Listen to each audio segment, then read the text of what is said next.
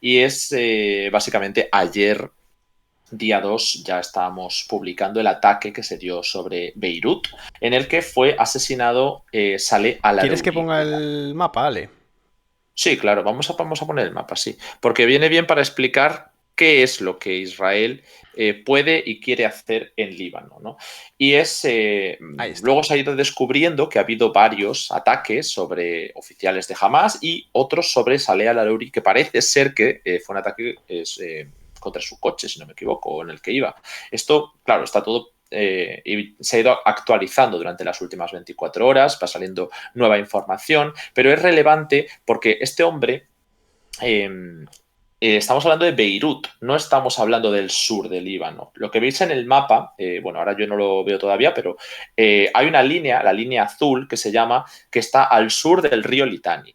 Toda esa zona es la que después de esa ya no sé si la segunda campaña de Israel de guerra con el Líbano y la invasión que hubo en el año 2006, se llegó a un acuerdo para que Israel se retirase de la frontera de Líbano, ¿no? Y se estableciera el mandato, bueno, ya estaba acordada, ¿no? La fuerza de la UNIFIL.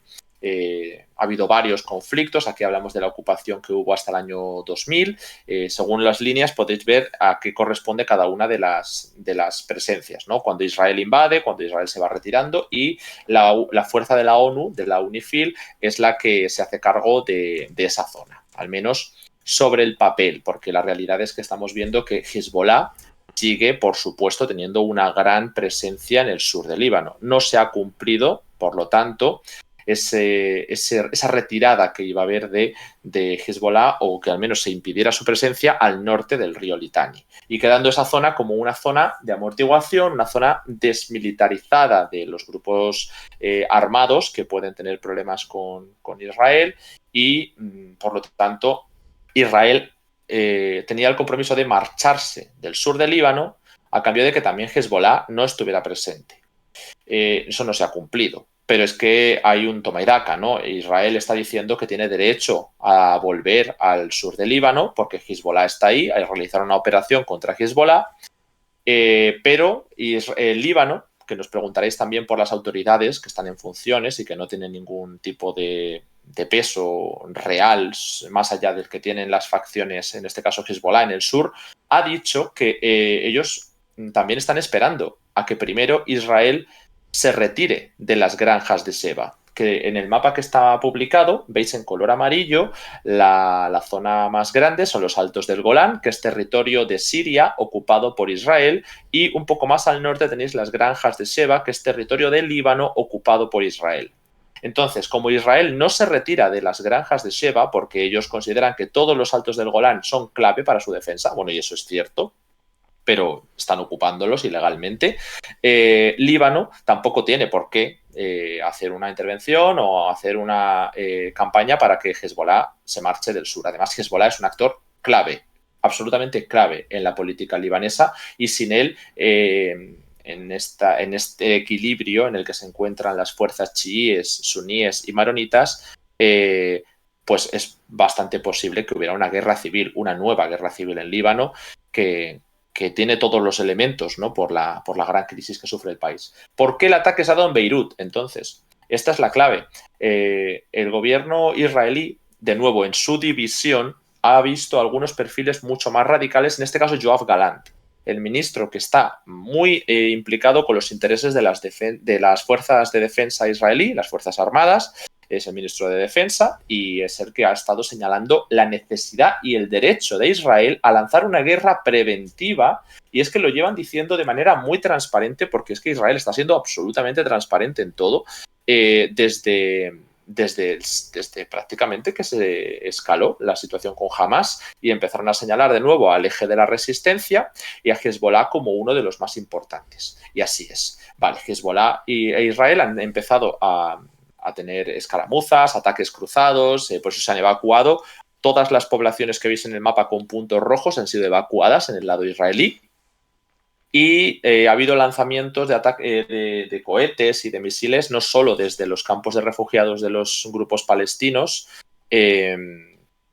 bueno, pues de Hamás y de otros grupos enfrentados a Hamás, también de la yihad islámica, hay que decir, pero también de Hezbollah. Y la respuesta del gobierno de Israel fue: si veis que estamos atacando Beirut, es que Hezbollah ya ha sobrepasado su línea roja. Es decir, ellos consideraban que aunque su objetivo es eliminar a Hezbollah, igual que lo dicen con Hamás, no vale solo con invadir el sur del Líbano. Necesitarían llegar hasta Beirut, ya sea con una campaña intensiva de ataques aéreos o con una campaña terrestre mucho más amplia que el sur del río Litani. Y este ataque a Beirut, a la capital del Líbano, a matar un objetivo de Hamás importante a nivel político, por ser, pues era el vicepresidente de la rama política de Hamás, y al mismo tiempo militar, porque era el líder militar de Hamás en Cisjordania. Nos preguntáis mucho si tiene presencia. Bueno, pues este hombre era el líder militar de la facción en Cisjordania.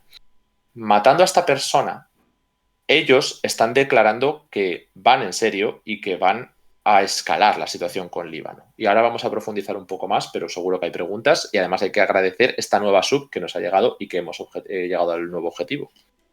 Sí, muchas gracias a Slow the Hunter, que es una de las suscripciones que han llegado en estos últimos minutos. El resto no me ha notificado, no sé si porque son anónimas o porque no me está notificando, así que no puedo dar los nombres. Pero bueno, a todos los que os habéis suscrito en los últimos minutos, muchas gracias porque nos habéis ayudado a llegar al objetivo. Ahora enseguida lo actualizamos, así que objetivo de este primer bloque conseguido. Y nada, muchísimas gracias porque hacéis posible Descifrando la Guerra.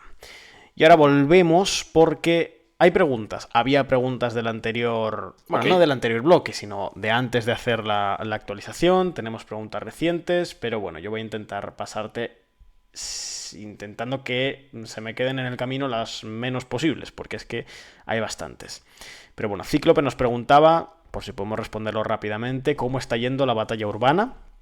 Si le está yendo mejor, entiendo que a Israel, de lo esperado. Y pregunta García si creemos que Irán se está conteniendo en responder por si puede intervenir negativamente en sus progresos en la política nuclear.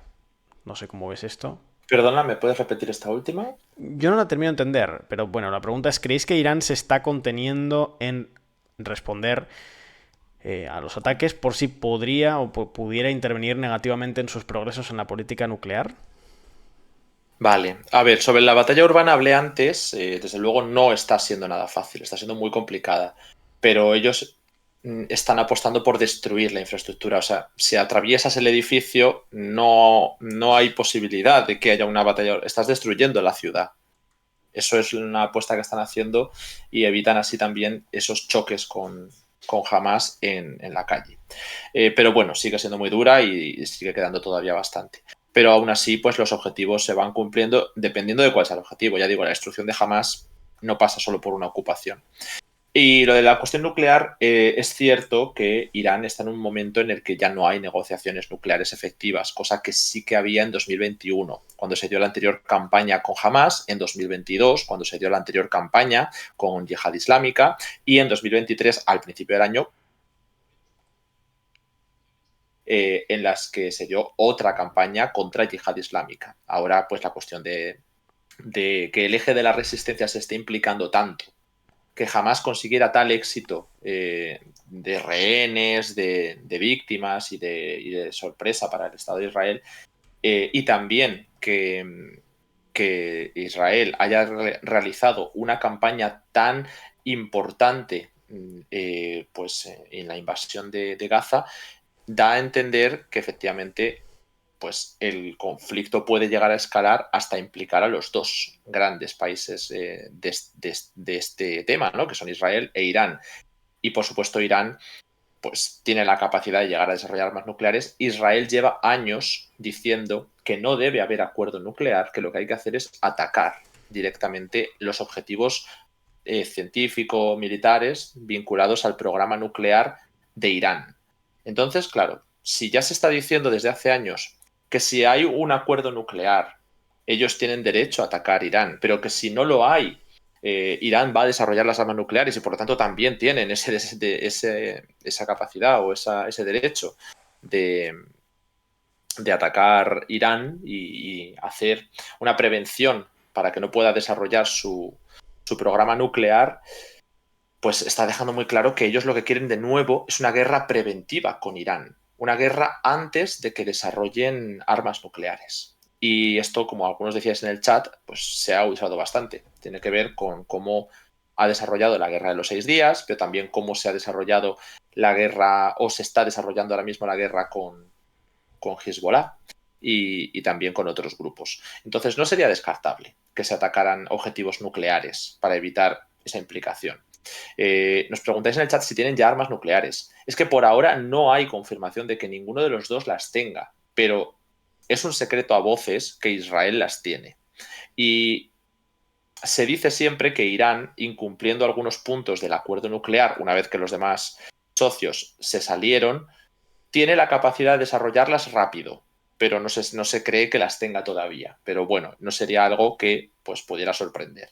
Entonces, ambos países son potenciales potencias nucleares.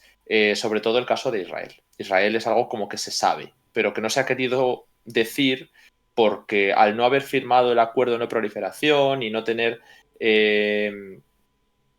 no haber declarado realmente que las tiene, Estados Unidos tendría que cortar algunas ayudas de armas, bueno, porque está incumpliendo, ¿no? con ese acuerdo.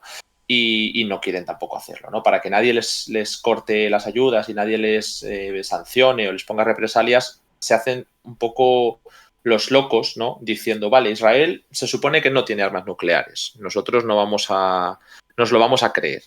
Es un poco lo que se hace. Ahora, que puede haber ataques preventivos, es que atacar preventivamente a Irán requiere de mucho permiso. Me refiero, Estados Unidos se puede ver arrastrado a ese conflicto si Irán responde. Entonces tienes que tener las cosas habladas con Estados Unidos. Lo digo porque en el caso de Líbano, que estábamos hablando ahora, el ataque sobre Beirut no ha contado, aparentemente no ha contado con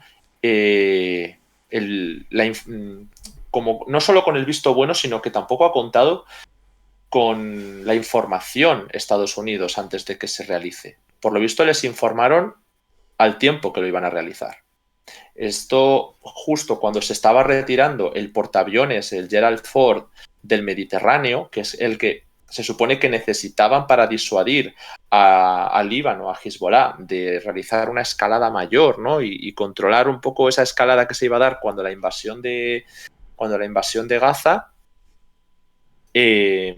bueno, pues esa disuasión se puede perder, porque Israel acabó haciendo la misma invasión, pero escalonada, y retrasó la guerra preventiva sobre el Líbano que Yoav Galán quería lanzar para que Estados Unidos no se viera arrastrado al conflicto. Y a cambio, pues tenían estos portaaviones en el Mediterráneo, pero justo que se esté marchando el Gerald Ford, cuando se está dando, o se anuncia esa retirada, cuando se está dando un ataque a Beirut, sin informar a Estados Unidos, pues imaginad si no se cuenta con el apoyo de Estados Unidos para atacar Irán. Eso puede ser todavía más grave.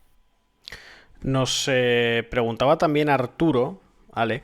Si estamos descartando, al menos, entiendo, en corto o medio plazo, una entrada del eje de la resistencia en Gaza para defender a los palestinos. Yo sí lo descarto. Por ahora, sí, porque sí. ¿dónde Hace falta van a entrar? una escalada mayor para que eso llegue a estar encima de la mesa. O sea, los ataques que se están contemplando son bombardeos. Que Hezbollah lance la mayor oleada de bombardeos de la guerra sobre el norte de Israel o sobre Israel. Eso es algo que de verdad se contempla. Y se sabe que Hezbollah no es Hamás. Tiene una potencia mucho mayor. Y es un elemento mucho más fuerte del eje de la resistencia y sus vínculos con Irán son más claros. Entonces, ahí es relevante, de verdad, que se dé un ataque sobre Israel por parte de Hezbollah. Eso puede ser muy grave. Mientras que defender Gaza no es un objetivo necesariamente urgente de estos grupos. De hecho, Irán, vale, por supuesto es uno de los que más utiliza la retórica pro-palestina, probablemente el que más, pero su objetivo pasa por la salida de Estados Unidos de Oriente Medio. Y una inflamación del conflicto le puede permitir atacar a Israel o entrar en un conflicto en el que puedan debilitar a Israel, la presencia estadounidense en Israel y sobre todo la presencia estadounidense en Siria e Irak y quizá en otros puntos, ¿no? Aprovechar que el mundo árabe no se posiciona directamente con Israel frente a Palestina. Todo esto le puede venir bien para debilitar a Estados Unidos. Su rival aquí es Estados Unidos e Israel claramente es una de las patas más importantes.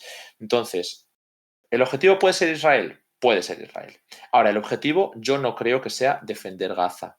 Además es que ¿cómo lo vas a hacer? ¿A través de Egipto? ¿A través de Israel? Es algo que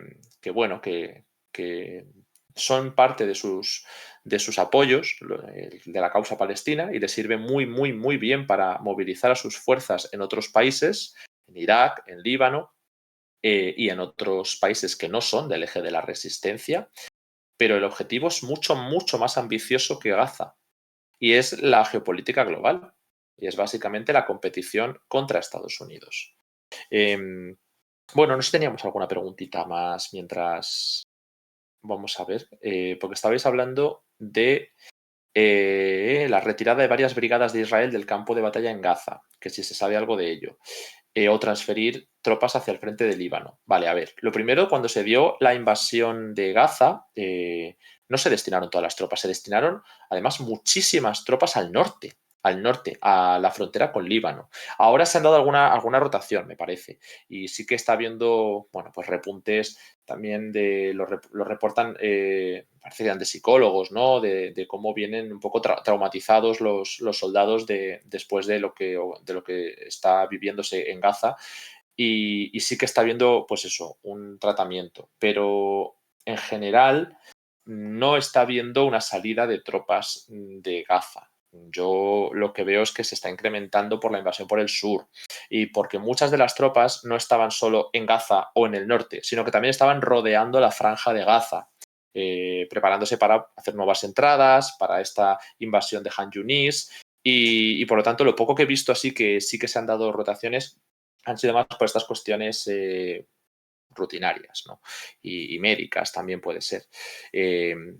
Bueno, no sé si tenemos alguna preguntita más, porque en realidad había muchas, pero las tengo un poco deslocalizadas.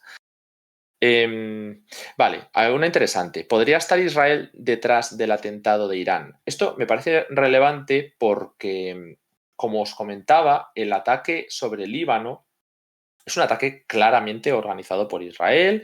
El portavoz de defensa está diciendo que están muy preparados para todos los ámbitos, tanto en defensa como en ataque, que ellos siguen centrados en la lucha contra Hamas.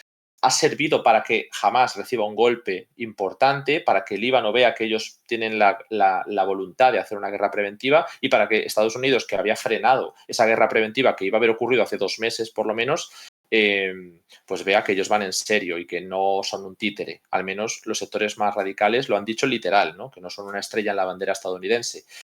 Jamás ha roto las negociaciones con el alto el fuego. Por lo tanto, la situación va a seguir escalando. Ahora, en Irán, como he dicho antes, no es algo tan claro que quieran una guerra ya. O sea, por supuesto, tanto Irán como Israel, ya digo, antes lo he explicado, tenían ese objetivo de contrarrestarse y de hacer un conflicto, bueno, de ganar la influencia en Oriente Medio o conseguir sus objetivos de largo recorrido con un enfrentamiento directo o con un enfrentamiento proxy. En el caso de Israel, yo creo que sería más directo que proxy.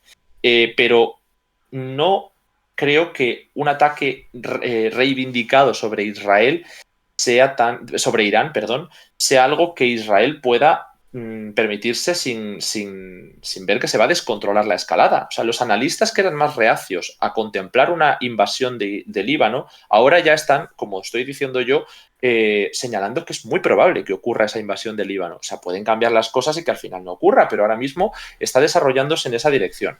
Pero si se ataca directamente a Irán, lo que se está desatando es la gran guerra de Oriente Medio. Entonces, por ahora no está clara la autoría, nadie la ha reivindicado. Se habla de un actor interno, se habla desde Irán, han hablado directamente del sionismo y de sus socios. Entonces aquí pueden entrar muchas interpretaciones. Por ahora lo único que tenemos sobre el ataque a Irán, y que además es grave, ¿no? Ha sido porque no lo hemos comentado todavía, un ataque justo en la conmemoración del asesinato de Qasem Soleimani.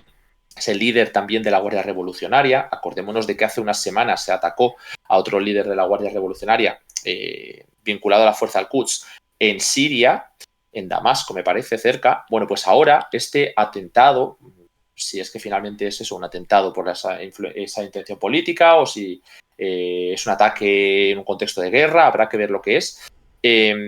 Habría dejado ya más de 200 muertos. Al menos las primeras cifras que vi antes de comenzar el stream eran ya más de 210, pero creo que han seguido subiendo. O sea, ha sido bastante grave. Imaginad si esto es reivindicado de repente por Israel. Son más pérdidas de las que ha sufrido el ejército israelí en Gaza. Por supuesto no es comparable, ¿no? Es una fuerza civil, o sea, es un grupo civil frente a una fuerza militar. Pero para que veamos las cifras de este ataque en Irán.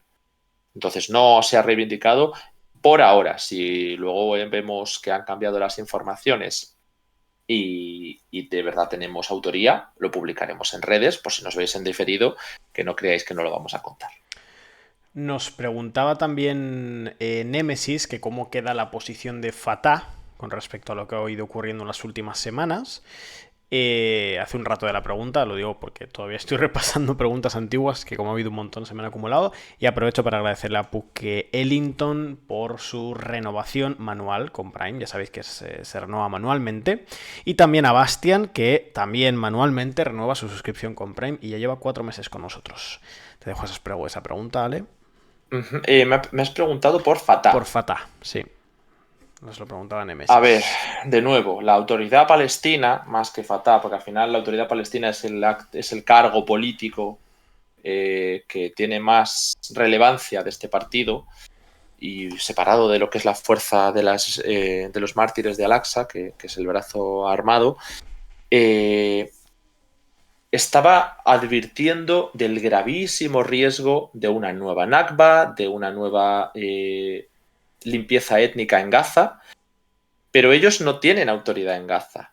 Ellos bastante tienen con contener las protestas que sí que ha habido en Cisjordania. Ha habido conflicto en Cisjordania grave. Y bueno, sí que han conseguido algunos apoyos internacionales, están sirviendo como la figura política palestina de referencia a nivel internacional. Yo eso lo tengo claro, porque siempre el único actor político que vas a reconocer va a ser el que ha firmado, en este caso, el Acuerdo de Oslo, o el que surge o emana de estos poderes. Entonces, su papel es relevante a nivel político, tiene un capital político mayor, pero es un papel que está desgastadísimo, es un actor desgastadísimo porque no tiene legitimidad democrática, no ha sido capaz de convocar unas elecciones por no realizarlas en Gaza y con las condiciones en las que jamás podría ganar, no ha conseguido renovarse internamente, está caducado su liderazgo y además ha aceptado las normas de apartheid de Cisjordania. Esto tiene muy poca legitimidad en algunos sectores contestatarios palestinos. Entonces, su papel aquí es poco. Por eso están surgiendo grupos armados en Cisjordania. ¿Qué más tenemos por aquí? Dice Humug, nos pregunta si efectivamente Fatah tiene milicias armadas y si no tenían capacidad para defenderse en Cisjordania. Sí, tiene milicias armadas, la que decía, los brigadas de los mártires de Al-Aqsa, pero es bastante autónoma de ellos. Vale, nos preguntan también hace un buen rato sobre la postura de España. Entiendo por el momento de la pregunta que se refiere a la postura de España con respecto a la denuncia sudafricana por genocidio a Israel. Bueno, los países europeos no se han metido en eso. Solamente he mencionado lo de Francia porque ha sido muy llamativo. Muy complejo para ellos. Es lo que decía, la postura, creo que lo medio contesté antes, claro, pero no con respecto a España. Occidente tendrá que decidir, pero no puede seguir con medias tintas en esto, y esto lo comentaba muchas veces. Si vas a apoyar la condena férrea, incluso cuando haya un veredicto, o si vas a ignorarlo por intereses geopolíticos, que realmente es como funciona muchas veces la política internacional, pero pero en España y sobre todo, bueno, en Europa en general, pero sobre todo en España, en esta zona occidental, se cree mucho en el mundo basado en normas, que al final son las normas de los vencedores de la Guerra Fría, de la Segunda Guerra Mundial, pero realmente cuando otro actor no acoplado a ese orden internacional apuesta por diferentes normas o diferentes marcos, incluso dentro de los mismos marcos, diferentes intereses, esas normas dejan de funcionar. Entonces, aplicarlas de manera interesada sería muy problemático en el contexto con Rusia. Tendrían que retorcer mucho la realidad para explicar por qué vale para Rusia, pero no para Israel. Entonces, bueno, no me sorprendería que se acabara haciendo, sobre todo Alemania. Alemania es un país que tiene ahora mismo una situación interna muy complicada. Y yo creo que en Alemania es posible que se aplique esto. Pero España, teniendo en cuenta la sensibilidad que hay pro-Palestina, no generalizada, pero desde luego que existe, no creo que se pueda quedar al margen de un veredicto de una corte internacional. Yo creo que seguirán los... Es que si Francia lo hace, España no puede no hacerlo. A mí me sorprendería. Pero bueno, vamos a ver primero qué hace Francia también. España nunca suele ser el que lidera estos procesos, aunque en este caso están bastante interesados en liderarlo. Pero por ahora yo esperaría a ver qué hace Estados Unidos y qué hace Francia, que suele marcar bastante lo que hace España. Dice Jandro, ¿qué capacidad tiene Cisjordania de proveerse de armas y de... He perdido la pregunta. Ahí está. De proveerse de armas y de poder realizar una defensa armada de entidad más allá de disturbios callejeros? Bueno, yo no sé exactamente cuáles son los suministros de los grupos armados. Sé que están creciendo, sé que hay mucha más violencia de la que ha habido estos años, que jamás ya había intentado inflamar la situación en Cisjordania, aprovechando que se está masacrando durante al menos 2 o 3 campañas que ha habido estos 3 años y ahora está, por supuesto, tan grande porque es evidente, son 20.000 muertos, ¿no? O sea, se puede hablar de masacre. Gaza, pues estaban intentando aprovechar para que esto se extendiera el levantamiento palestino, no la invasión, a Cisjordania. Porque sus objetivos políticos siempre han sido convertirse en el primer grupo palestino. Yo creo que aquí han jugado siempre. En 2021 se vio muy claro. Cuando hicieron el primer gran ataque con cohetes de esta campaña que podamos decir que se abría con el nuevo ciclo electoral israelí, lo hicieron ligado a los problemas en Jerusalén. Lo hicieron ligado a la situación de los palestinos de Jerusalén y Cisjordania. Entonces, en Cisjordania, el objetivo de que aumente la defensa de los intereses palestinos de una manera armada o de una manera contestataria y no colaboracionista es un objetivo que jamás siempre ha tenido ahí. Entonces, jamás probablemente sea uno de los elementos que también ha favorecido esa, bueno, pues que ahora mismo haya mayor reacción ante Israel que en estos últimos años. Pero he de decir que es insuficiente. Es insuficiente para ese objetivo. No creo que ahora mismo Cisjordania sea un escenario de guerra, pero desde luego hay condiciones para que se dé, porque hay muchísimos muertos, hay muchísima violencia y hay muchísima tensión. Y además Israel también está inflamándolo. Israel está inflamándolo muchísimo, sobre todo el gabinete de seguridad, más que el gabinete de guerra. Y también, bueno, hay grupos armados, como he dicho, no solamente, o sea, estoy hablando de Hamas, pero no es solo Hamas. Por supuesto, lo que decía, ¿no? Las brigadas de Jenin, por la violencia que se estaba ejerciendo en esa ciudad, que no tiene por qué tener Israel el control civil y estaba realizando campañas militares que no le corresponden en zona B y en zona A. Y eso es ilegal bajo los acuerdos de Oslo. Entonces, en Jenin ha crecido mucho la violencia. Nos preguntabais también por la Brigada de los Mártires de Al-Aqsa, porque habéis mezclado un poco los nombres, pero es de las Brigadas de los Mártires de Al-Aqsa. Y ese es un grupo que lo he mencionado antes, vinculado a Fatah, pero de manera bastante autónoma y también ha crecido la violencia, yo creo. No sé los niveles en los que estaba la violencia antes con este grupo, pero sé que es grande. También es que antes, yo sé, la segunda intifada respondía a cuestiones que ahora ya están superadísimas. Ahora mismo, Ben Gvir puede pasearse por la explanada de las mezquitas y no hay un levantamiento en Cisjordania. Es decir, Cisjordania ha sido bastante aplastada a nivel institucional y ha sido bastante integrada a nivel de ocupación. Aunque las normas diferenciales hacen lo que yo decía del apartheid. Pero yo no veo una contestación en Cisjordania como la que se pueda esperar de una intifada. Y también está, como digo, la otra brigada, la de la guarida de los leones. Pero bueno, que hay más, ¿no? Vale, tenemos más cosas por aquí. ¿Alguna pregunta más antes de...? Entiendo que todavía tenemos que hacer una actualización más, ¿no? Entonces, Bueno, he estado explicando lo de Irán y lo sí. de Líbano. Si hay alguna cuestión... Sí, hay alguna cuestión más que puedo contar, pero mejor si hay preguntas Vale, por tocar perfecto. este tema. Perfecto. ¿Por qué nos preguntan? Dicen, bueno, Cisjordania puede estallar en cualquier momento. Esto es un comentario, pero creo que es interesante entrar a ese comentario, ¿no?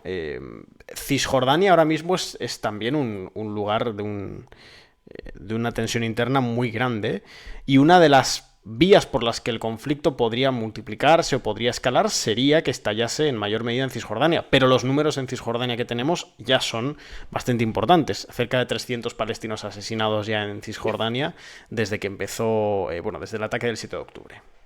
Sí, es lo que comentaba antes. Cisjordania era el objetivo de algunos sectores de Israel y también el ganar influencia ahí era el objetivo de Hamas. Pero la violencia se está concentrando, oye, que es mucho, ¿no? 300 muertos, pero se está concentrando en Gaza, claramente, y además está escalando mucho más rápido en el Mar Rojo, en Líbano, en Siria y en Irak que en Cisjordania. Que en Cisjordania es grave, yo no digo que no sea grave, por supuesto que es grave, y más que estos últimos años, pero no está en un contexto de guerra ahora mismo. Vamos, esto es una percepción que estoy haciendo. Hay las condiciones suficientes para que se dé. Hay grupos armados, hay levantamientos, hay un aplastamiento de los derechos palestinos porque lo que se buscaba era una limpieza étnica. Al menos que no puedan tener retorno, que no puedan mantener propiedades, que se les pueda desahuciar, quitar derechos. Hay muchísimas cosas a nivel de política, que es por lo que hablaba de apartheid. Un régimen en el que los derechos de los palestinos de Cisjordania son muy distintos que los colonos. Pero de ahí a que estemos contemplando que sea el siguiente gran escenario, es el objetivo de algunos, sobre todo de Ben-Gvir y de Smotrich. Pero yo veo que están escalando mucho antes otros escenarios.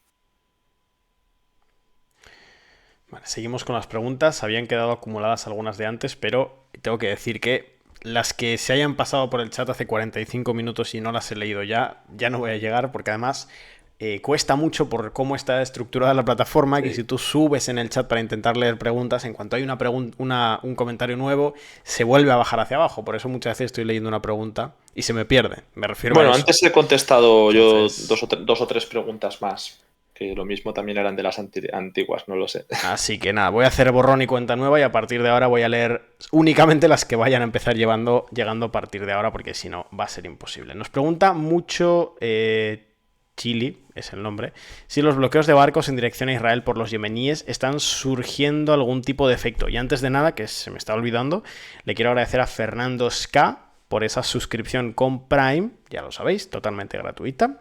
Y también a Mitch, que se ha suscrito también un minutito después de Fernando con Prime también gratuito. Ya sabéis que lo encontráis dándole a suscribirse y al botoncito de Prime. Nada, muchas gracias a ambos, que nos acercáis un poquito más a ese objetivo de 570, ya nos queda menos. Nos preguntaban eso, por los bloqueos de barcos en dirección a Israel. Y sí, de momento esas son las preguntas que tenemos. Es que eso es otro tema. Aquí es el Mar Rojo. El Mar Rojo estaba prácticamente bloqueado. Yo no diría que el bloqueo es completo, pero si miramos las imágenes casi en tiempo real, la economía de Egipto puede quedar muy tocada. O sea, el Mar Rojo ahora mismo es casi un escenario prebélico, ¿no? Porque ya no hay un comercio normal. Están desplegándose o pensando en desplegarse una coalición internacional para contrarrestar a los hutíes por el daño económico que estén haciendo. Las navieras, por mucho que en su momento algunas dijeran, bueno, vamos a retomar, pero porque los ataques van a ir solo a los que vayan destinados a los puertos israelíes. Ha habido barcos que han tenido que poner en su nombre de localización que no van a Israel. en el destino. Es una cosa un poco loca. Pero aún así, hemos visto, por ejemplo, ayer, día 2 de enero, la naviera Maersk, una de las más grandes del mundo, diciendo que aún así sus buques van a evitar el Mar Rojo, el Golfo de Adén, de manera indefinida, algo permanente, hasta que se pase el peligro actual que hay en el Mar Rojo para los ataques de los hutíes. Es algo que ya lo van a hacer de manera permanente y se está desviando muchos de estos puntos, sobre todo por la ruta de Sudáfrica, la ruta del Cabo de Nueva Esperanza. Esto es importante porque los hutíes están logrando varias victorias con esto. Lo primero, vincular el futuro de la economía mundial y sobre todo del puerto de Eilat y todas estas zonas que quedan al este de Sinaí, en esa frontera que comentaba muchas veces, ¿no? De Egipto, Israel, Jordania y Arabia Saudí, vincular esto verdaderamente con lo que ocurre en Palestina, que es una cosa que han intentado otros países, es decir, lo mismo que hacía Hamás, ¿no? Si de verdad queréis que paremos la violencia, bueno, los ataques con cohetes eran básicamente, pero era importante, contra población israelí, vais a tener que dejar de maltratar de esa manera a nivel político, sobre todo a los palestinos de Cisjordania. Pues aquí se ha utilizado esa estrategia de si queréis un comercio normal, tendréis que presionar a Israel, vosotros que tenéis influencia, sobre todo Estados Unidos, que es el que lleva el liderazgo naval mundial y sobre todo el que realiza operaciones de libertad de navegación donde quiere, que esto se ha hecho por todas partes, ¿no? Cada vez que hay algún tipo de bloqueo naval o alguna crisis en el mar del sur de China, por ejemplo, ¿no? Ellos son los que realmente deciden qué hacer. Y en el Mar Rojo han decidido intentar hacer otra operación, ¿no? Vale, pues todo esto los hutíes, con el equipamiento que ellos tienen, que siempre les han maltratado mucho a nivel de consideración, siempre les han considerado pues prácticamente unos ganaderos que van en chanclas, es lo que se suele decir, ¿no? Que son personas que no tienen ningún tipo de conocimiento militar. Bueno, la realidad es que ellos han ganado la mayor parte de las capitales de Yemen en la guerra civil, que ellos han conseguido que Arabia Saudí pare los ataques haciendo esta estrategia. Ellos, hasta si quieres que deje de atacar a Arabia Saudí, tendrás tú que dejar de apoyar la guerra civil en Yemen. Pues eso les funcionó. Y ahora están consiguiendo no solo el parar el comercio, sino un segundo objetivo, y es que por mucho buque que Estados Unidos tuviera ahí, porque había destructores, me parece, no sé muy bien qué es lo que tenían, y había otra presencia de navíos estadounidenses y extranjeros en general, un misil de estos barcos tenía un coste millonario. Un solo proyectil costaba muchísimo dinero, mientras que ellos la tecnología que emplean es muy barata, porque Irán es uno de los que más ha avanzado en el desarrollo de drones baratos, y esto se ha visto en la guerra de Ucrania como algo muy efectivo por la cantidad, mientras que en Occidente se ha priorizado muchas veces la calidad por encima de la cantidad. Quizá no tanto en Estados Unidos, pero sí mucho en Europa. Entonces, es relevante que para poder devolver la navegación al Mar Rojo, o al menos para poder contrarrestar los ataques que mandaban los hutíes a Eilat, al puerto israelí y a los navíos, Estados Unidos esté gastando ese dineral. O sea, realmente a los hutíes esto les interesa. Les interesa porque consiguen objetivos relevantes, que sea costosa la guerra contra los palestinos y que tenga un coste para todos, a nivel económico para las empresas y a nivel militar para Estados Unidos. Y esto ha seguido con Maersk y va a seguir probablemente, aunque se han enfocado más en los israelíes. Y ahora, perdón, Eilat, que es que me sale el nombre me sale el nombre complicado. Bueno, lo que quería decir, al final de todo, es que Estados Unidos ya contemplaba a final de año que esto es intolerable, que está siendo un poco una humillación en algunos sentidos, y que tienen que dar represalias a los hutíes, lo cual ya sería, bueno, la desestabilización completa. Si estalla una invasión de Líbano y mientras tanto Estados Unidos y parte de Occidente entran en guerra con los hutíes, bueno, pues podría desatar otra vez conflicto en Yemen. Yo no digo de las otras facciones de Yemen, porque habría que ver lo que hace Emiratos Árabes, y yo dudo que ahora mismo Emiratos Árabes le convenga que se que vuelva otra vez la imagen de nosotros estamos contra los hutíes, entonces nosotros estamos con Israel. Eso se quiere evitar. También por eso hay países que han evitado formar parte de esta coalición. Está España y también otros países han dicho que no van a formar parte de ella. Pero, por ejemplo, nos pasabais por el chat, y esto es relevante, ¿no? La declaración conjunta que ha habido de países como Estados Unidos, Australia, Canadá, Dinamarca, Alemania, Italia, Bahrein, Nueva Zelanda, Países Bajos, Bélgica, creo que ya también lo tenemos aquí, Nueva Zelanda y Reino Unido.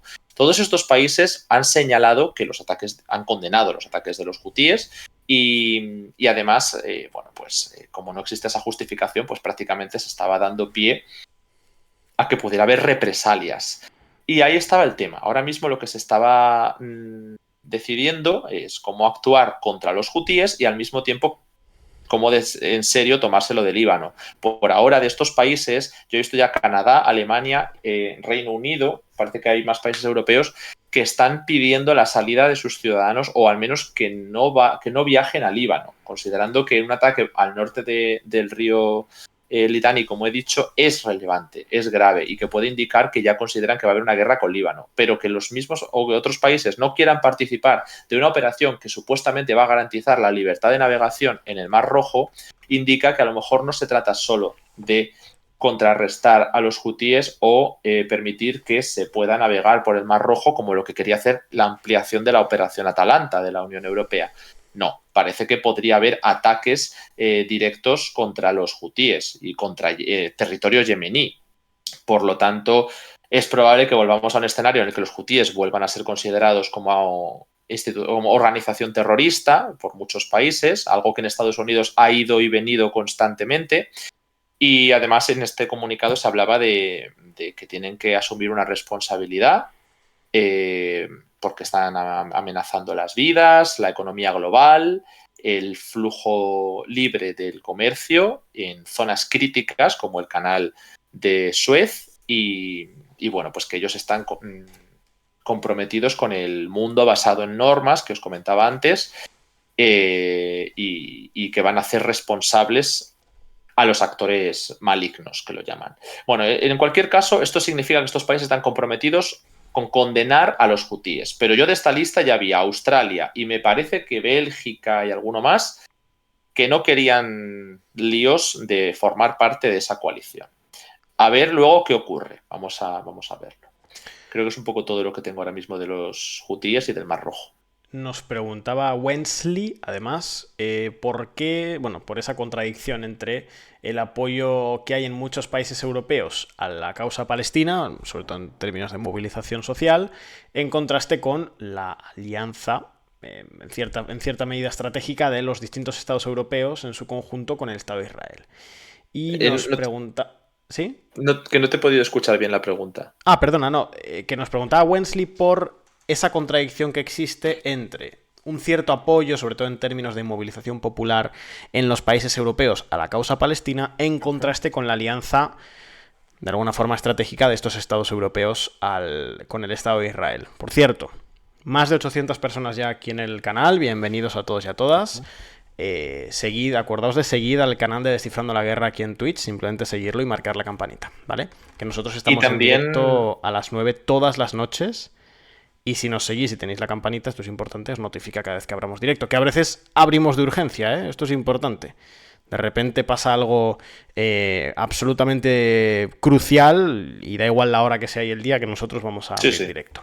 Sí, perdona. No, perdona, que también nos han preguntado dónde pueden ver estos mapas que estamos poniendo en directo.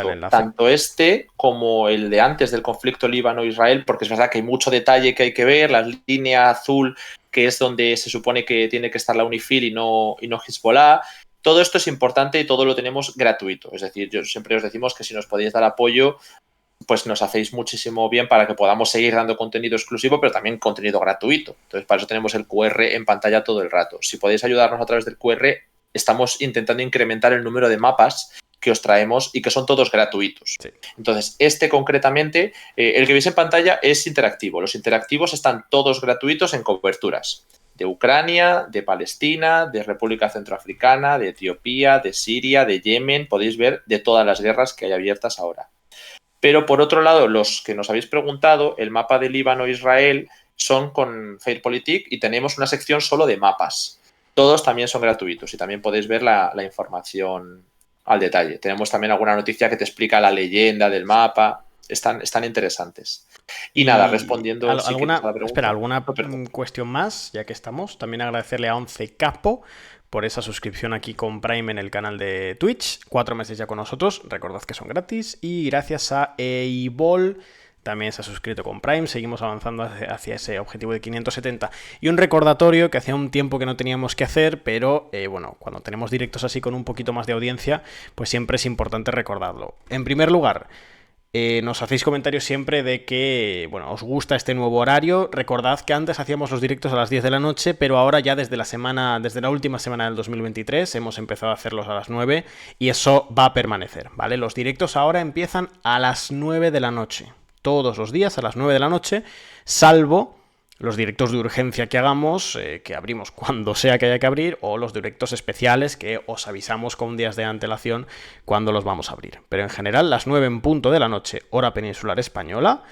es la hora que tenéis que tener como referencia. Y otro recordatorio también, cuidado con ciertos comentarios en el chat porque nosotros avisamos, hacemos una expulsión temporal, no nos importa incluso si la persona en cuestión es suscriptora o lo que sea. Aquí en el chat, comentarios, debate, preguntas, incluso si tenéis una posición específica en este conflicto, la podéis expresar, incluso si apoyáis a uno de los distintos actores, lo podéis expresar, pero determinados comentarios no se van a permitir, ¿vale? Ya lo actuábamos así cuando teníamos en los primeros días de la escalada, que teníamos varios miles de personas aquí, y eso va a continuar, ¿vale? Entonces, ni comentarios xenófobos, ni racistas, ni negacionistas, ni conspiracionistas, ni de referencia a determinados hechos históricos. Que ya podemos decir las cosas educadamente, que efectivamente puede debatir de todo sin meterse con no, y que hay cosas que no se puede decir de ninguna manera educada o no educada, o nosotros aquí en el chat no lo vamos a permitir.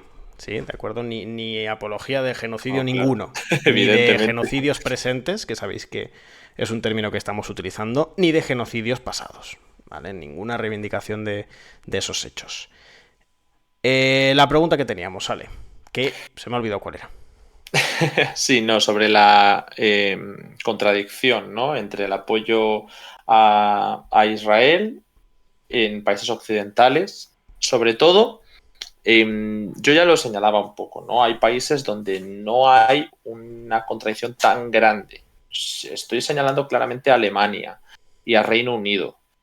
Son países, Reino Unido muy, muy cercano a la óptica estadounidense. Además, que hemos podido ver hasta críticas grandes a la movilización a favor de Palestina. Y se han dado tantos y tantos casos de asociación de antisionismo vinculado con antisemitismo. Todo esto que está expandiéndose por el mundo, ¿no? De que no se puede criticar al Estado de Israel, no se puede condenar los actos que pueda llevar a cabo, ¿no? En algún caso, por ejemplo, de estas masacres que hemos hablado, pero hay muchísimas otras cosas a nivel político o a nivel humanitario. No se puede condenar porque el concepto de antisemitismo en Estados Unidos, el que se utiliza internacionalmente en Reino Unido, está muy vinculado con la defensa de los intereses de Israel. Entonces, ha habido problemas con los movimientos pro-palestinos en algunos países. En Alemania, en Francia, en Reino Unido, ha sido bastante claro. Pero sobre todo yo diría Reino Unido y Alemania. Alemania, por la cuestión del Holocausto, es un país en el que hay muchísimo sionismo. Cuando digo sionismo no estoy hablando de supremacismo judío solamente, porque hay diferentes tipos de sionismo. De hecho, Netanyahu y su rama están en una corriente del revisionismo sionista. Y hay un partido de los que se apoyan que es el sionismo religioso. Pero el sionismo consiste en que exista un Estado, el Estado de Sion, que al final es el Estado de Israel, y que los judíos estén en ese Estado. Como intentar construir de alguna manera un Estado-nación. Bueno, no tiene por qué ser nación, pero al final se ha acabado desarrollando ese sionismo hacia un Estado-nación judío, un sionismo religioso. Pero esto es otro tema. El caso es que en Alemania hay mucha aceptación política de que debe existir un Estado de Israel. De modo que con este giro del gobierno menos pragmático en décadas, se sigue a pies juntillas la línea internacional marcada por Occidente, Estados Unidos a la cabeza, la OTAN como brazo ejecutor. En el caso de Ucrania lo hemos visto. Se ha llegado a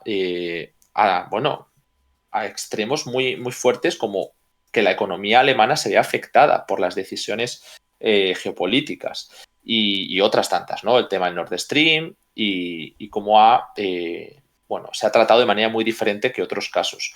Entonces, que ahora se esté hablando de contradicciones en países del sur o en países centroeuropeos, pues puede haberlas. Porque hay población migrante árabe, pero también hay judíos, hay simpatía por algunos sectores israelíes, también hay algunos países donde hay lobbies importantes. Nos habláis del Estado laico. A ver, evidentemente no es el mismo sionismo el de ahora que es del principio. Ha habido etapas en las que gobernaba la izquierda, o gobernaba el laborismo, o gobernaba un Estado que podía ser laico, donde estaban los judíos, pero que había más gente, ¿no? Existen los árabes israelíes, pero la diferencia es que se ha ido avanzando hacia el Estado-nación judío.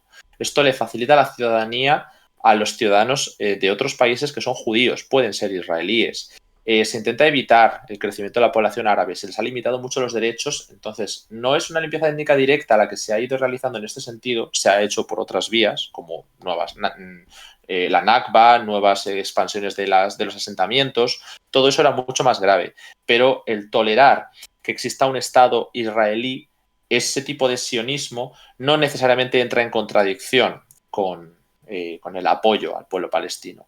Sí con el rechazo inicial a la Nakba, ¿no? O sea, si lo que se quiere es restaurar todo el territorio de los palestinos, sí entra en contradicción con la existencia de un Estado judío, con un Estado sionista, vamos a decir.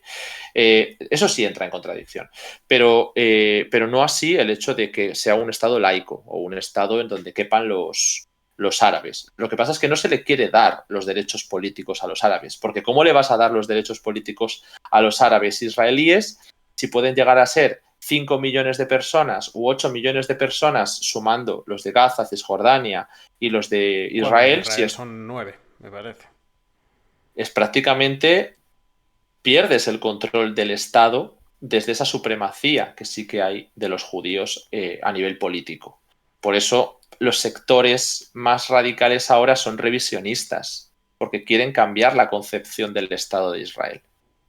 Y bueno, pues en Occidente al mismo tiempo hay movimientos a favor de los palestinos, pero sobre todo a favor del Estado de Israel por el tema del Holocausto y de que exista un Estado para los israelíes, pero no se da una presión suficiente como para que haya una solución de 2 estados. Entonces se quedó en el limbo eternamente, ¿no? Esperando a ver hechos consumados principalmente, yo creo. Sí, totalmente. Bueno, ¿qué más tenemos por aquí? Mira, nos dice justamente Manu, en Israel viven 9 millones de personas, pero 2 son árabes israelíes. Así que pues súmale 5 millones de palestinos. Sí, efectivamente. Se va a 7. Vale, a ver, más preguntas. Gracias, por cierto, a Philosophiter y a Math Magnus por vuestras suscripciones con Prime. Ya solo estamos a 6 de ese objetivo. Y vamos a seguir aquí con las preguntas. A ver qué más tenemos. Bueno, de momento solo comentarios. Parece mentira pues si que quieres, nos hemos quedado sin preguntas. Vamos a aprovechar estos 30 segundos. Sí. Vale, a ver, la última gran noticia a nivel interno ha sido el 1 de enero, primer día del año, para empezar fuerte, el Tribunal Supremo de Israel anuló el proyecto de reforma judicial que llevó Netanyahu y cuya primera lectura se aprobó el año pasado, que se intentó ya sacar adelante y tuvieron que parar y posponer por las protestas masivas de sectores liberales sobre todo, ¿no? Pero ahí es donde entró la confabulación de los sectores que confiaban todavía en un Estado de Derecho en Israel, aunque por supuesto los palestinos van aparte, ¿no? Pero el Estado de Derecho dentro de que exista separación de poderes, aquellos que hablaban de que Israel era la única democracia de Oriente Medio, veían cómo Netanyahu estaba aprobando una ley que volvía más autoritario su puesto de presidente, ¿no? Era una concentración de poder, la capacidad, bueno, presidente, perdón, primer ministro, ¿no? Pero quiero decir que al final es el Parlamento el que iba a tener la última palabra, no el presidente, sino el Parlamento y el gabinete de gobierno, el que podrían validar una ley, aunque fuera declarada inconstitucional por la Corte Suprema, es decir, le quitan mucho peso a la justicia.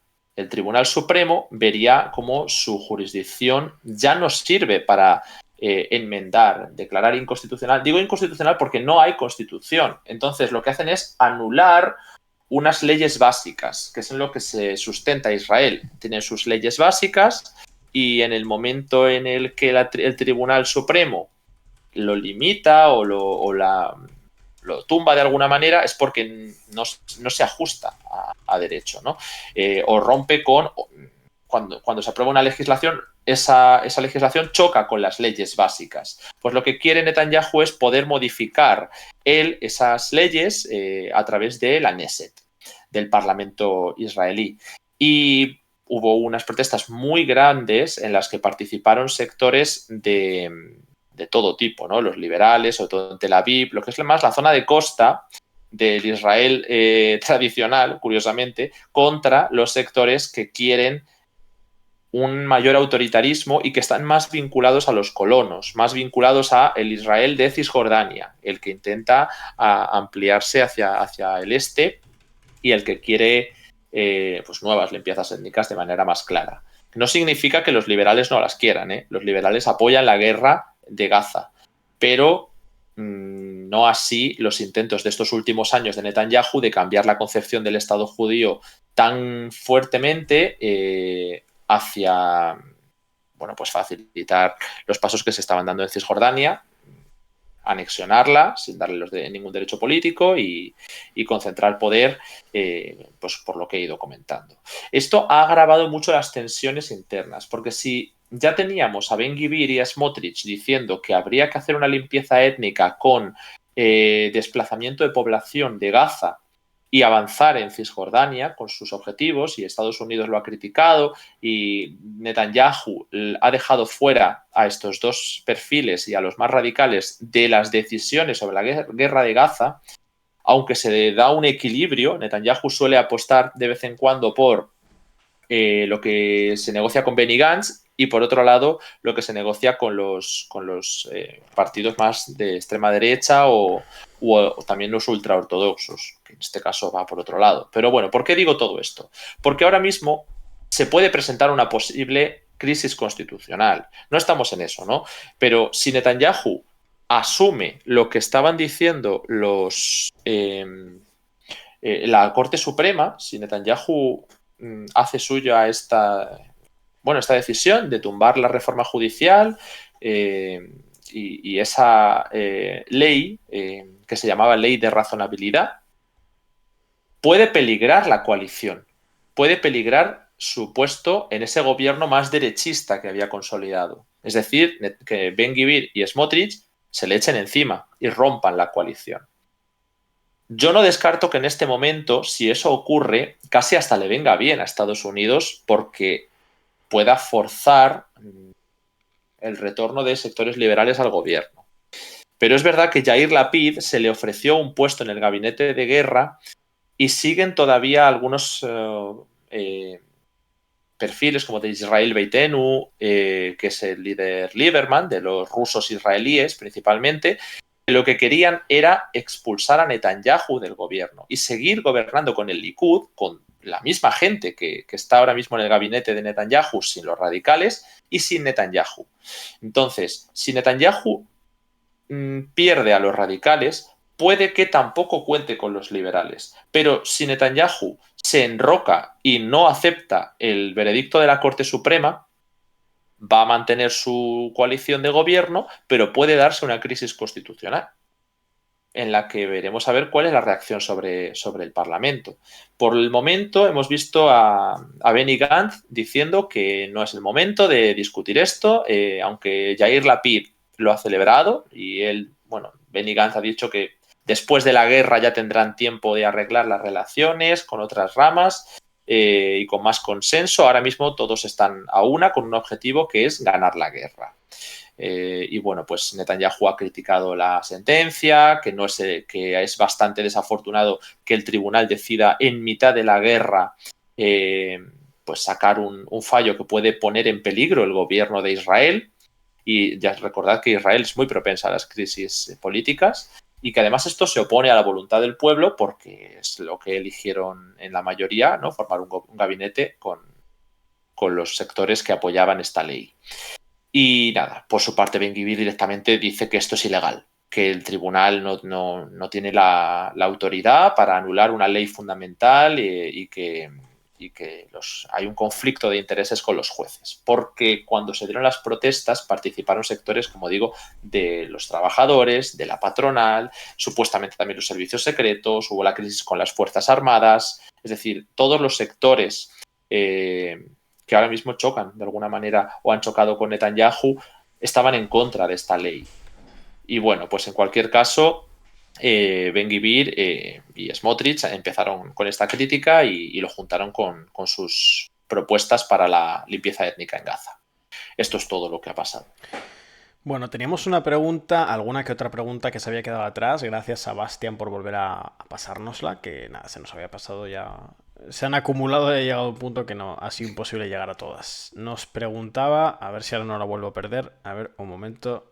Bueno, nos preguntaba si ya la retórica del Estado de Israel, que plantea que es el Estado o uno de los países o uno de los gobiernos que más protege a su población, él plantea, bueno, si no podría ser que virase esta retórica en lugar de plantear que protegen a su población a través de la inversión en el ejército y en las Fuerzas Armadas, si no podría virar hacia una retórica de protección a su población a través de la pacificación de la región. No sé si se entiende un poco la pregunta. Yo creo que ese escenario, bueno, tendría que haber cambios políticos notables en Israel y desde luego en el contexto actual de conflicto armado y de regionalización es imposible.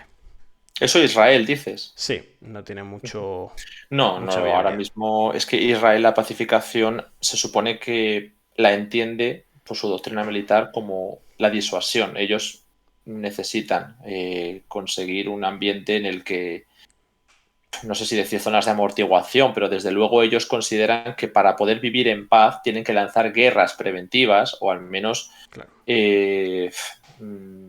La paz no la consiguen sin eliminar a sus enemigos, que son una amenaza existencial para ellos.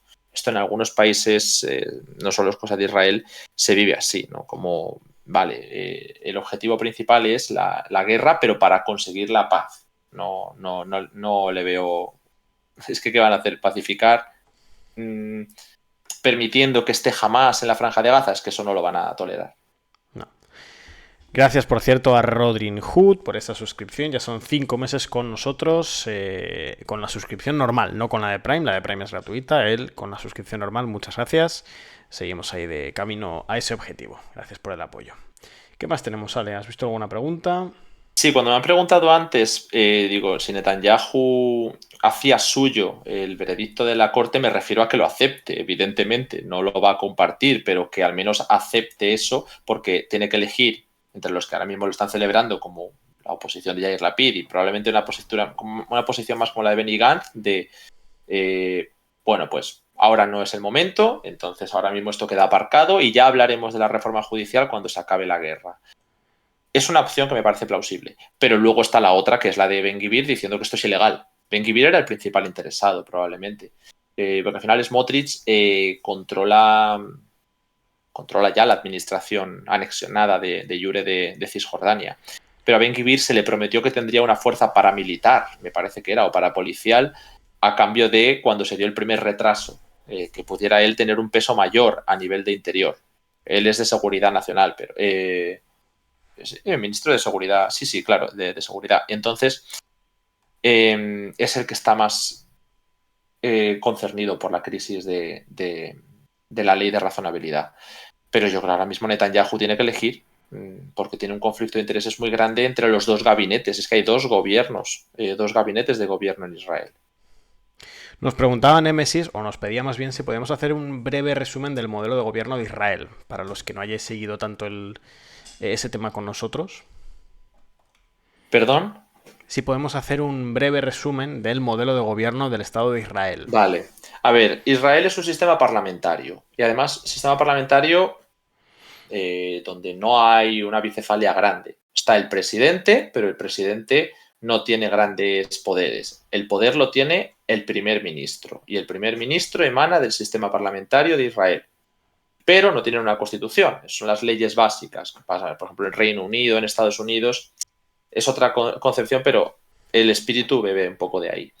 Y claro, pues ahí está la Corte Suprema, pues la mayor institución judicial que es la que está ahora en conflicto, porque desde esta ley que va a aprobar la Knesset con el auspicio del gobierno, del gabinete más derechista, que ha habido pues, probablemente nunca, sí, en Israel, quieren puentear ciertas competencias de la Corte para poder manejar desde la Knesset, desde el Parlamento, pues la tramitación de leyes que puedan chocar con leyes básicas, como autorizarlo, ¿no? Al final no hay constitución, las instituciones dependerán del Parlamento en mayor medida y el Parlamento lo vamos a controlar desde el gabinete de gobierno, que para eso está la coalición hecha. O sea, es bastante importante la ley. Es una de las más graves crisis que se han dado en la historia reciente de Israel a nivel interno. Por eso el año pasado estuvo a punto de romperse el gobierno y, claro, ponerte en contra al ministro de Defensa y a los militares, pues es que se hablaba hasta de posible golpe de Estado. Vale, a ver, ¿qué más tenemos por aquí? Gracias, por cierto, a Fifitas y a Newell por esas suscripciones con Prime. 2 suscripciones más. Muchísimas gracias por vuestro apoyo. Pregunta, por ejemplo, Manu, ¿nadie ha condenado la anexión de iure de la zona C de Cisjordania? ¿De algún actor internacional? A ver, es lo de siempre. Desde el extranjero se suele condenar cualquier ampliación de asentamientos, cualquier paso dado por Israel, pero es el típico deeply concerned. No hay medidas Clásico. tomadas en contra de Israel. Ya se ha dado la anexión de Jerusalén, la inmensa mayoría, la capitalidad, que rompe también con lo acordado, la ocupación de los altos del Golán sirios, la ocupación de las granjas de Sheba libanesas, se ha dado eso, la ampliación de los asentamientos, la anexión de iure de la zona. Digo de iure porque de facto ya era control civil y militar. Es que la zona C ya era control civil y militar según los acuerdos de Oslo, pero Netanyahu no quiere los acuerdos de Oslo. Y en ese revisionismo se ha dado la autoridad a Yoav Galant. Es decir, igual si veis el mapa de Israel, tenéis dos opciones. O ver el mapa completo, todo, incluyendo Palestina, como israelí, o ver el mapa según los acuerdos de Oslo. Pero nadie te va a poner un mapa en el que la zona C sea parte de Israel. Es bastante complicado. Entonces, ese tipo de anexión no está clara. Pero en la práctica, fíjate tú, no tanto latín, pero de facto, de iure se ha anexionado. O sea, es como que la anexión es formal, es institucional en el momento en el que, aunque no hayas firmado me anexiono esto, le has dado la autoridad civil al gobierno israelí sobre el territorio de Cisjordania. Es que, ¿qué hay más que hacer? No hay nada más que hacer. Bueno, pues ahora lo primero vamos a dar las gracias a Pandemia Digital, que nos acaba de hacer una raid de 180 personas.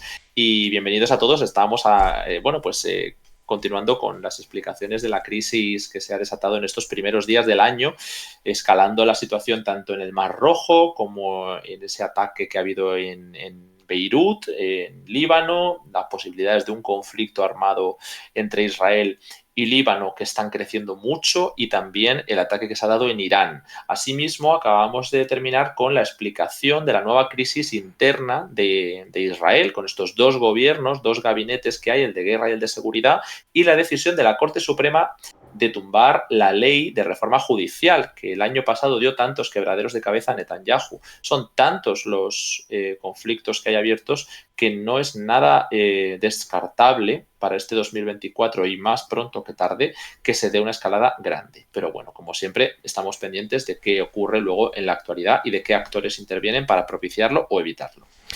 Sí.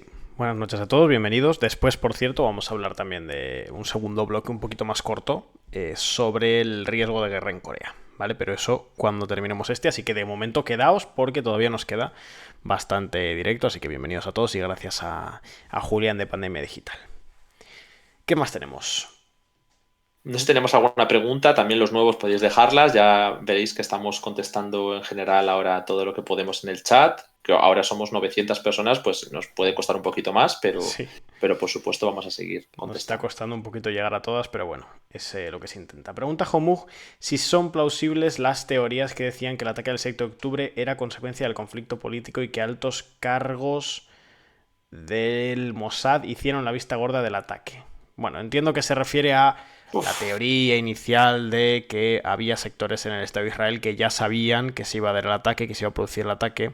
Esto era algo de lo que se hablaba mucho en los primeros días. No sé si te acuerdas, Ale. Era un tema recurrente. Sí, a ver, es algo de lo que se ha hablado mucho. Yo no sé cuál es la motivación ni cuál era la organización de Hamas a nivel interno para lanzar ese ataque, evidentemente.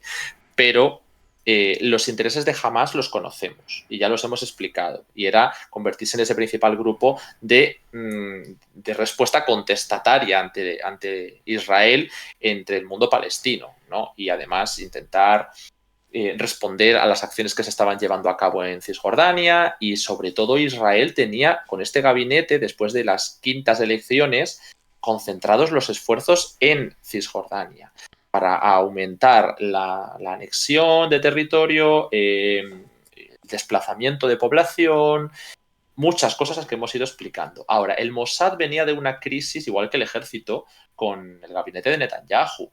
Esto no significa que vayan a hacer la vista gorda o que vayan a facilitar un número tan grande como 1.200, 1.400 víctimas. Hay otras agencias, también hablamos del Shin Bet, pero bueno, en general me parece muy aventurado hacer una alegación diciendo que el Mossad propició esto, porque no hay ninguna evidencia. Pero bueno, es algo que hay que analizar. Hay que analizar cuando se vayan sabiendo, cuando se vaya saliendo información, porque no es nada loco ver acusaciones de Netanyahu a las Fuerzas Armadas o a los servicios de inteligencia por el fallo y de los servicios de defensa y de inteligencia al gobierno por centrar los recursos en Cisjordania. Entonces, eso es importante. Ahí está otra de las claves.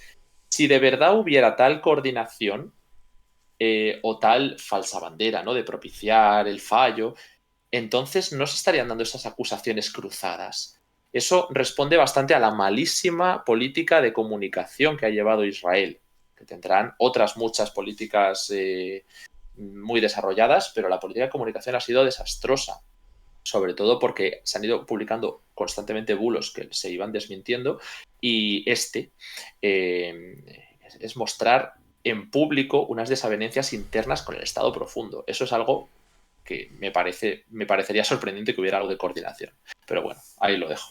De hecho, hace no muchas semanas hablábamos de la derrota relativa de Israel en el plano del relato de la guerra, del relato del conflicto, que contrasta mucho con el importante poder que tienen las Fuerzas Armadas israelíes o de las que siempre ha presumido el Estado de Israel y también de la capacidad de irradiación ideológica a la interna del Estado de Israel, dentro de la propia sociedad israelí, pero que no se plasma en el plano internacional. Pero bueno, esa es otra de las cuestiones que se han tratado a lo largo del conflicto.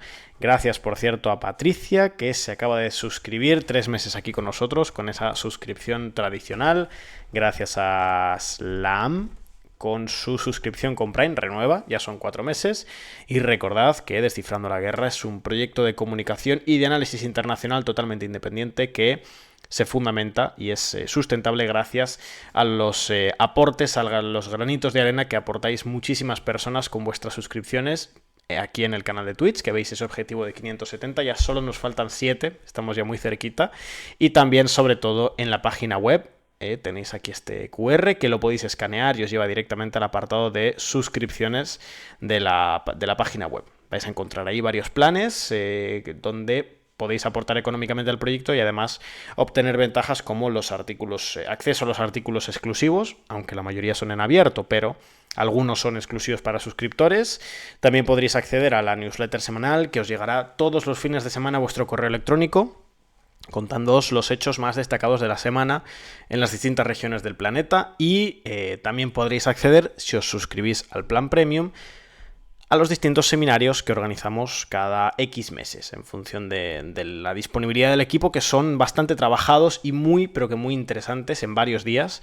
Podréis acceder tanto a los que ya se han hecho, los podréis ver en diferido, como a los que hagamos a partir de ahora, que por cierto os recordamos que a finales de enero, 29, 30 y 31 de enero, se estrenará ese seminario de nuestra compañera Andrea Chamorro, en la que nos va a explicar con muchísima profundidad todas las cuestiones que hacen a la región del Sahel, a esa región tan compleja y de la que tanto seguimiento ha hecho el equipo de África de Descifrando la Guerra en los últimos meses, Ale entre ellos, y que quienes lo habéis seguido aquí en Twitch, bueno, habréis podido comprobar lo intenso que es esta región, lo compleja que es, lo difícil que es comprenderla, y además teniendo en cuenta el escaso seguimiento mediático que se le da muy a menudo. Y por cierto, importante, lo comento por aquí para los afortunados que estáis aquí viendo este directo, ahora mismo hay un código activo, un código de descuento para la suscripción premium, que es la más importante de todas, que es la que da acceso a los seminarios. El código de descuento es DLG,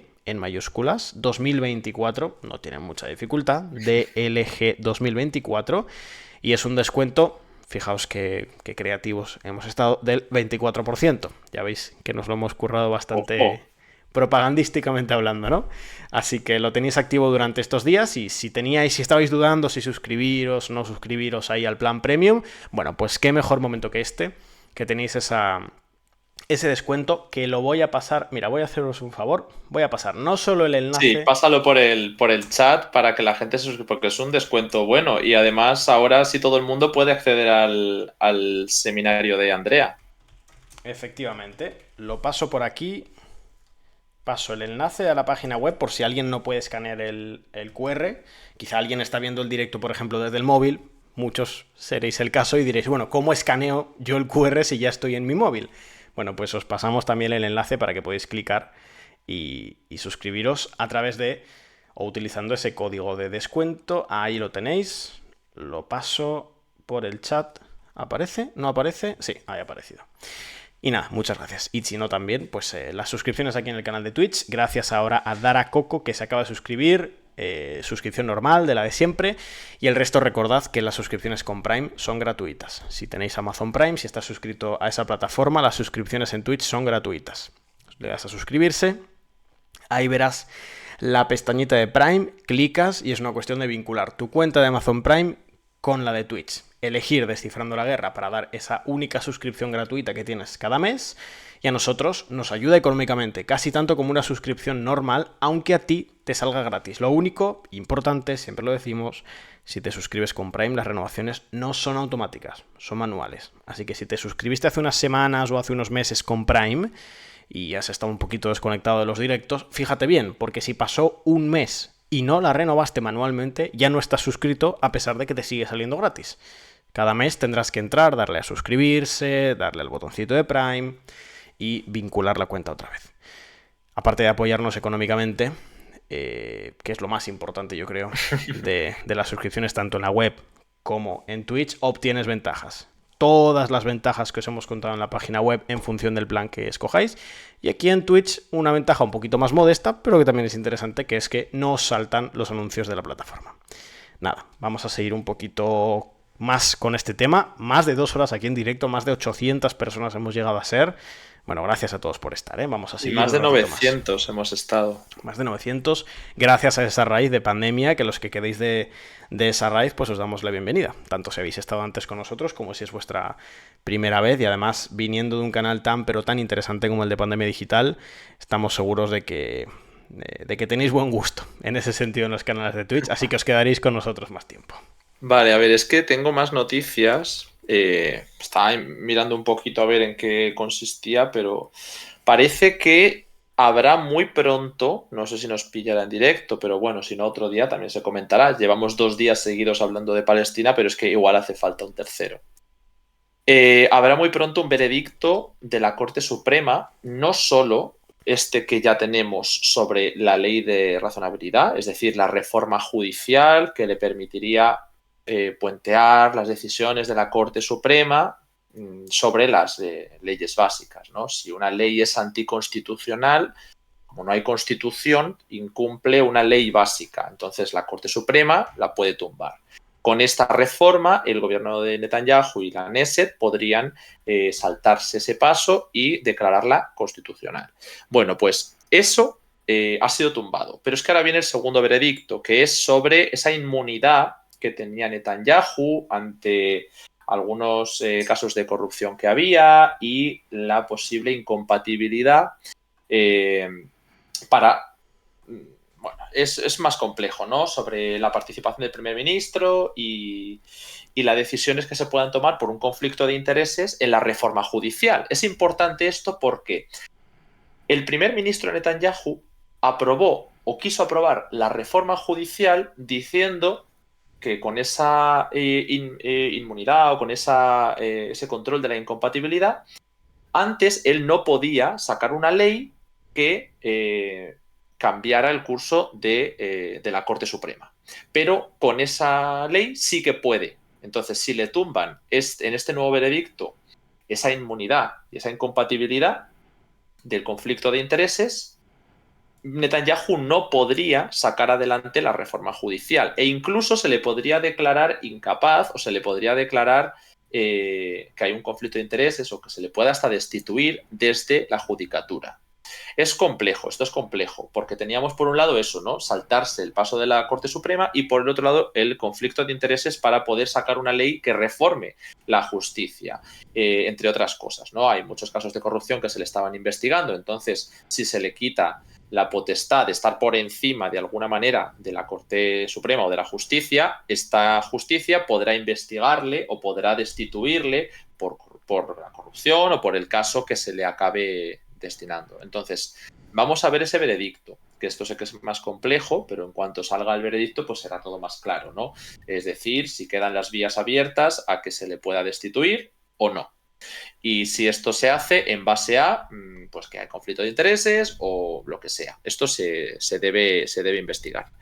Y lo traeremos aquí. Pero parece que es otro veredicto que se había guardado para principios de año. De nuevo, si ya ha habido críticas a que la Corte ha sacado todo esto de la reforma judicial en mitad de la guerra, también es verdad que la guerra no tiene perspectivas de acabar, tiene perspectivas de ampliarse, pues esto podría poner en jaque directamente al puesto de primer ministro de Netanyahu.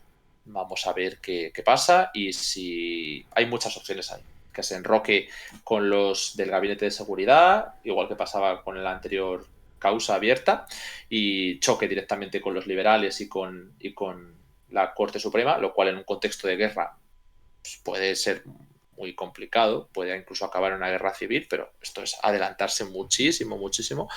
O, por otro lado, que apueste por, bueno, pues aceptar esto, apoyarse en los liberales. Algunos pedían su cabeza para poder continuar en gobierno con el Likud, y esto sería hasta razonable si esta nueva ley entra en vigor. Es decir, que más bien que se derogue, ¿no? la que le daba la inmunidad.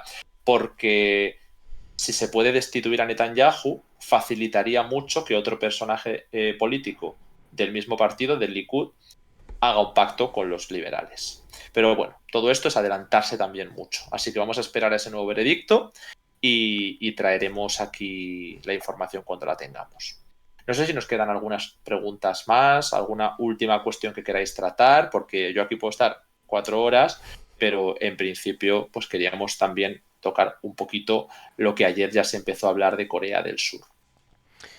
Pues vamos a ver. Venga, una última pregunta, dejadlas. Solo vamos a seleccionar una, ¿vale? Porque si no va a ser imposible. Mientras tanto, Misco nos pregunta que qué va a pasar con el monográfico sobre la actualidad en Cuba. Lo comentamos el otro día, vamos a intentar hacerlo en algún momento. Es muy interesante. Hace mucho que no hablamos de Cuba específicamente e intentaremos organizarnos para hacer ese monográfico. Mientras tanto, nos preparamos para esa Ese próximo bloque. ¿Alguna pregunta más? Si no, pasamos directamente. Bueno, en general, ya sabéis, hemos repasado mucho la actualidad internacional. Lo más importante es esa causa que se ha llevado a la Corte Internacional de Justicia. También hemos tocado la crisis del Mar Rojo y toda la escalada con el ataque sobre Beirut, las implicaciones que podría tener al sur del río Litani y una posible invasión de Israel al Líbano. También hemos tocado la violencia que ha habido y que sigue habiendo en Cisjordania a su respectivo ritmo, el ataque que ha habido en Irán, y todavía seguimos sin esa autoría, pero ya estábamos hablando de más de 200 muertos, algunos hablan de 300, pero yo esa cifra no la he visto confirmada, pero bueno, al menos 200 sí que lo he visto. Y también sobre cómo evoluciona la invasión de la Franja de Gaza, así como qué se pretende hacer con la administración de la misma en el día después, que tiene bastante que ver con la crisis interna de Israel, tanto por realizar una limpieza étnica como por la crisis por la derogación de la reforma judicial por parte de la Corte Suprema. Así que esos son los grandes escenarios que tenemos ahora mismo. Y nos preguntaban por países que hayan dejado de reconocer o que hayan dejado de apoyar a Israel, más bien. Pues yo creo que Bolivia solamente, ¿no? Vimos ruptura de relaciones de algunos países más. Tenemos ahí el listado, ahora mismo no lo tengo a mano. Bahrein hizo un intento en el Parlamento de romper, pero al final yo creo que se quedó en declaración parlamentaria, porque al final era uno de los países vinculados por los acuerdos de Abraham, que son acuerdos realmente históricos, ¿no? Aprobados bajo el auspicio de Donald Trump. Y algunos otros países han llamado a consultas a sus embajadores, retirando la presencia de los embajadores en Israel, y también se han marchado los embajadores de Israel de sus territorios. Ahí mencionáis Colombia, hay más países que han tenido esa reacción, pero en general yo creo que lo que es romper es Bolivia. Y creo que había alguno más, pero ahora mismo no me acuerdo, no lo tengo todo aquí a mano. Vale. A ver si no, por pasar ya directamente. Mira, esta pregunta sí que es interesante, Ale, perdona que te pase una más, pero es lo suficientemente amplia. Dice Bastián que qué podría ocurrir para que Occidente se plantase, digamos, contra el Estado de Israel. Pasa que esto es un poquito jugar a bola A de ver, cristal, pero... sí, pero es verdad que a Estados Unidos no le hace gracia que se hagan estas cosas sin consultarle. Sobre todo lo hace el sector más radical, como digo. El ataque a Beirut no cuenta con información previa, y es Estados Unidos. Entonces, si no se informa a Estados Unidos de cosas que le pueden arrastrar a un conflicto más grande, pues a Estados Unidos no le sienta bien. Estados Unidos ha presionado mucho para que la guerra no fuera a gran escala, para que no se hiciera una guerra preventiva en Líbano. O sea, si no hay una guerra más grande todavía, a mí me parece que bueno, se puede haber canalizado de otra manera y a Occidente no le hacía gracia. Hay muchas cosas de las que hace Israel que a Occidente no le hacen gracia, porque es que lo dice todo tan claro, como vamos a realizar una limpieza étnica. O como decís en el chat, si se hace una agresión a Irán, pues es que en Occidente no quieren que haya una guerra en Oriente Medio que les arrastre, sobre todo Estados Unidos. Pero todas estas cosas que son más allá de una respuesta a Hamas, es difícil justificarlas bajo el pretexto de la autodefensa, del derecho de Israel a defenderse. ¿A defenderse de qué? ¿De todos los grupos armados de Oriente Medio? ¿O solo de Hamas? Porque si el tema es Hamas, una invasión del Líbano, es decir, vale, hay presencia de Hamas, pero ¿vamos a invadir Qatar? ¿O qué vamos a hacer? ¿De qué estamos hablando aquí? Entonces, hay una coordinación importante con Estados Unidos, porque Estados Unidos tiene un compromiso muy relevante, y es, tiene que sacar sus efectivos, sus recursos principales de Oriente Medio para marcharse a Asia-Pacífico, pero no puede mantener todos los frentes incendiados, como es reforzar el flanco este de la OTAN en Europa, intentar incrementar su control de los activos occidentales en África, sustituyendo parte de Francia. Al mismo tiempo, si ahora viene Trump o cualquier republicano que quiera retomar otra vez, ¿no?, la prioridad de la doctrina Monroe en América, es que no puedes destinar todos los recursos de manera tan fuerte a todos los continentes, y sobre todo si hay incendios, me refiero a guerra, porque tienen que llevar una coordinación con Ucrania, tienen que llevar una coordinación con Israel. Un conflicto a gran escala implica la participación de Estados Unidos. Israel sola a lo mejor tiene problemas para combatir a Líbano, a Hezbollah, a Irán, a todos los grupos del eje de la resistencia. Y eso pues es un problema para Estados Unidos. Y esto lo hemos hablado muchas veces. Estados Unidos quiere marcharse hacia Asia-Pacífico, pero dejando arreglado Oriente Medio, dejando una... Igual que en Europa, ¿no?, que los europeos se encarguen de la seguridad y de apoyar a Ucrania. Pues que haya una paz, que los países árabes lleguen a un acuerdo con Israel de normalización, que Israel tenga una presencia que esté normalizada y que esté legitimada por los demás estados, y quizá que la causa palestina quede congelada en un estado subordinado. Eso sería un escenario ideal para Estados Unidos. Y ya si hay un cambio de régimen en Irán que haga que caiga el eje de la resistencia, sería fantástico para Estados Unidos.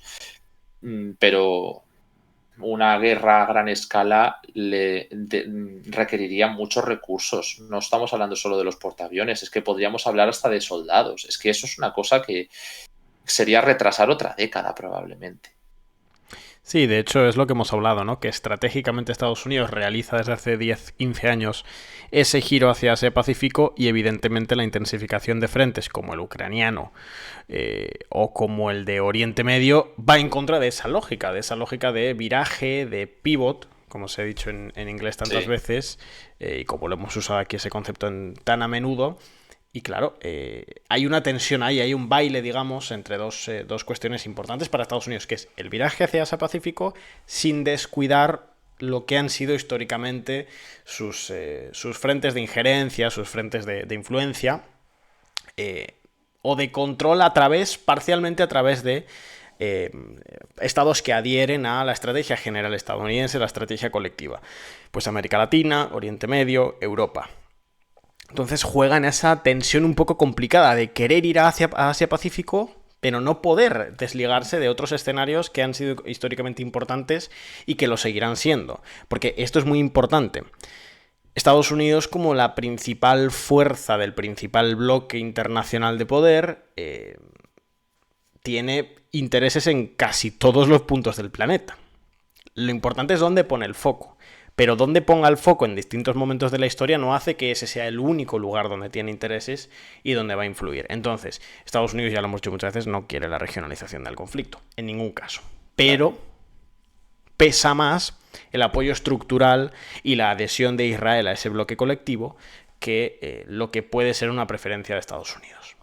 Eso y además en año electoral. Claro. Es que los niveles de aprobación de Biden son terroríficos, al menos en las encuestas. Antes lo charlábamos, de hecho, sí. No hemos visto muchos casos en los cuales un presidente que va a la reelección pierda en tantos escenarios, demoscópicamente, luego hay que hacerlo, contra tantos rivales y en tantos sectores clave a nivel poblacional. Es entonces una tercera guerra con otro punto del mundo, o una segunda en la que se vean arrastrados como ese Oriente Medio,